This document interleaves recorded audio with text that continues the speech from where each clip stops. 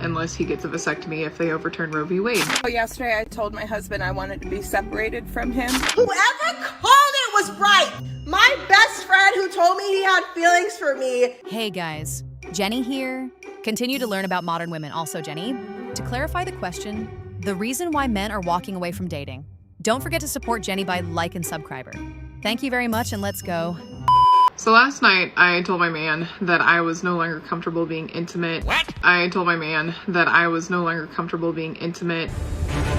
You're fired. Now guys, I edited the clip this way because this is the correct response when your wife or girlfriend withholds the box from you.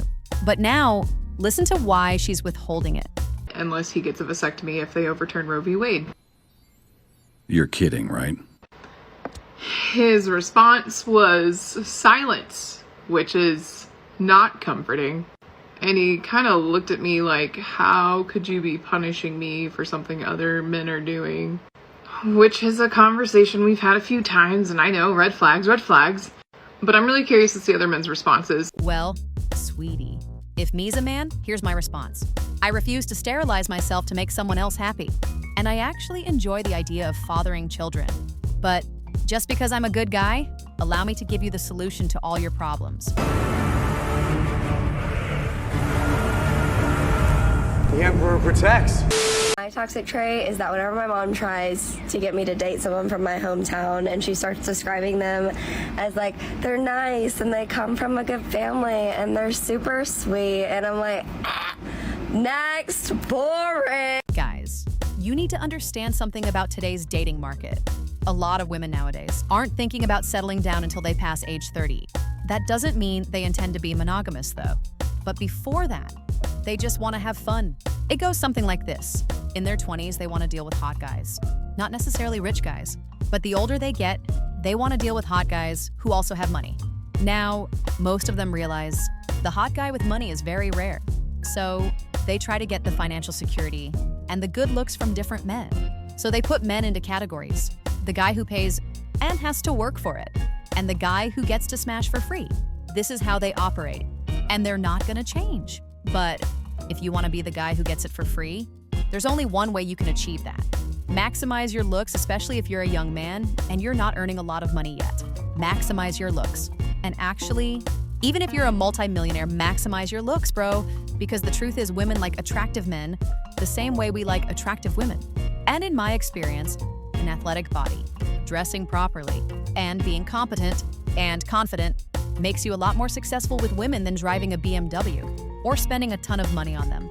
Attraction can't be negotiated, gentlemen, so use biology, not economics. Whoever called it was right. My best friend who told me he had feelings for me blocked me. He legit does not talk to me anymore because I basically was like, I'm not interested. And now I lost my best friend. Like, are you? Sweetie, have you ever heard of the concept of reciprocity? Well, allow me to explain. You're not interested in giving him the box, and he's not interested in being friends with you anymore. That's called reciprocity, but this is a good thing for both of you. It's good for him, because now he can focus on a woman that actually wants him, and it's good for you, because you've learned a valuable lesson here, which is that women are not entitled to a man's time for free. I dated a guy for over 2 years. The main struggle of our relationship was that it wasn't until we broke up that he told me that sometimes he didn't want to kiss me. Well, Riley, having seen your work and having seen the number of eggplants and having seen the number of eggplants and thermal exhaust ports that you've, kissed. Yeah, let's say kissed. I gotta say, I understand them completely. Will I ever settle down? I hope so. Do I feel sad and lonely? Yeah. Fascinating. And also strange, cause you don't look sad or lonely in this picture.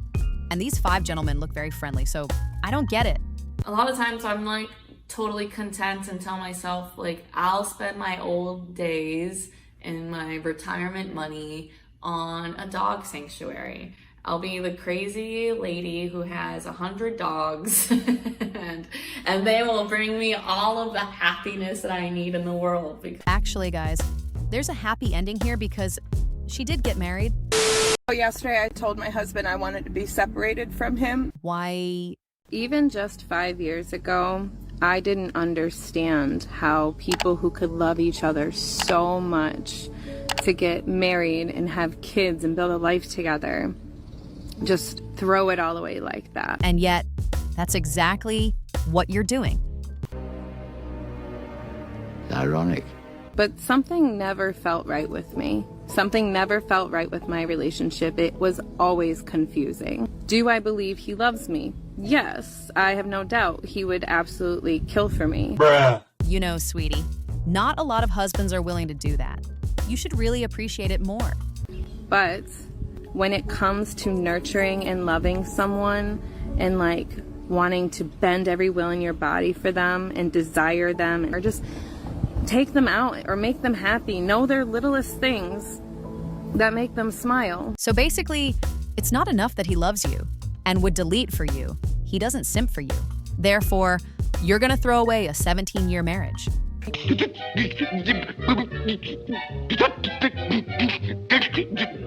And then I started paying attention to things that he was saying. The one example that always stuck out in my mind was when he described his uncle's relationship with his wife. His uncle was kind of a Rolling Stone type of guy, never really had a home. And he met his wife, and he said just how he dances with her and grabs on her and loves her. I could just tell that she was the one, that he just loves her so much. That's an odd thing to say to a wife that you don't dance with, hug, grab, or touch on. Really? But he hugged, grabbed, and touched enough to have kids with you. Sweetie, have you ever told him that you want more physical attention from him? What? No, seriously? It's that easy. See, I've had 2 female dogs. Very lovable, very attention-seeking puppies they were, and whenever they wanted attention, they just came over, wagging their tails, and asked for it. And they always got it unless I was actually busy. So, if a dog can ask for attention, I wonder why. A lot of you lovely ladies don't ask your husbands for attention. Well, I guess it's easier to complain on TikTok than to ask your husband for a hug. And I think little things like that throughout the years. And when he loved me, God, he loved me so hard. But then the next day, it felt like we were roommates. Hey, sweetie, have you ever considered that maybe the reason why your husband went cold the next day and started acting like a roommate is because he got tired of always initiating, and he also wants to feel desired and loved? What? Now, the thing is, most of us are used to always initiating, but not in a committed relationship and definitely not in a marriage. Because as far as I'm concerned, if she doesn't reciprocate and doesn't initiate, it means that she's probably not that into me, so I don't commit to her. And if she is that into me but she's playing games, I don't commit to her because miss me with that BS. Every time I brought this to his attention, the problem was always me. I could never be together. You know, I had to go back to therapy. I had to read all the self-help books, and you wouldn't believe how many I have read. And I have them all. I will show you. So basically, he told you what the problem is. You took that personally. Then you went to therapy, which on the surface is fine. But then again, men are often demonized in the first session of couples therapy. There are 2 big reasons for this. 1, women are usually better at articulating their grievances. 2, criticize a woman too early and she is likely to stomp out of the session. Men will just take it. 6 years for a master's degree and then 3 years of focused apprenticeship under other clinicians to become a licensed marriage and family therapist. 9-year experience. And I remember the training they gave us about be careful with female clients in couples therapy because they have come in expecting that their feelings will be validated. Don't smother and stomp on the guy because all of you guys will do that. The woman will be better at crying about her feelings. No, he never loved me. He never cares. And he's like, I'm really sorry that you're having these feelings. And then the therapist is like, well, if this is the direction you guys want to go, cool. Hey, guy, here's the things you must do if you want to be a decent. And then it just turns into this big fest about let's fix the guy. Meanwhile, the things she's contributing go completely under the rug. The guys are exhausted by this. There's a reason they don't want to go to couples therapy anymore. well, gee, I wonder why that didn't solve the problem. And I even went to school for psychology. So I studied this. I became obsessed with it because I was convinced that if I just did the right thing or said the right thing, that he would fall madly in love with me. Now the question is, did you say the right thing and do the right thing? Or did you use that therapy and those self-help books to validate your feelings on why you shouldn't Do the right thing and say the right thing. Personally, I think it's the latter. It was never one gigantic thing. I wish it was. I wish I could be like, he cheated and I hate him. Does he love me? Yes. Is he in love with me? No. What? It was never one gigantic thing. I wish it was. I wish I could be like, he cheated and I hate him. Does he love me? Yes. Is he in love with me? No. What you just said is one of the most insanely idiotic things I have ever heard. At no point in your rambling, incoherent response were you even close to anything that could be considered a rational thought. Everyone in this room is now dumber for having listened to it.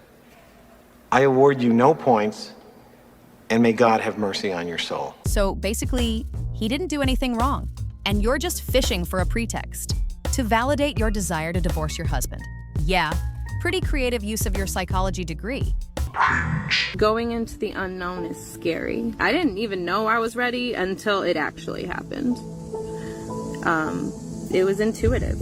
A few moments later. Yesterday I told my husband I wanted to be separated from him, and people keep saying sorry, and I'm only crying right now because that was probably the hardest thing I've ever done.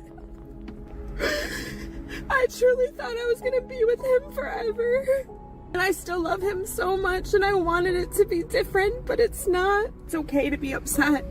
This is 17 years of my life we're talking about. Somebody I shared children with, who I built a life with. So yeah, say sorry, but also say congratulations for also being really strong, because that was not easy. And there you have it. It's all about me. Validate my feelings. Just like a woman. And you know what the funny part is? If he actually did simp for her, and as she said, bend every will in his body to please her, chances are she would have seen that as weakness, then cheated on him, then divorced him anyway. It really do be like that sometime. But guys, you know what's even funnier?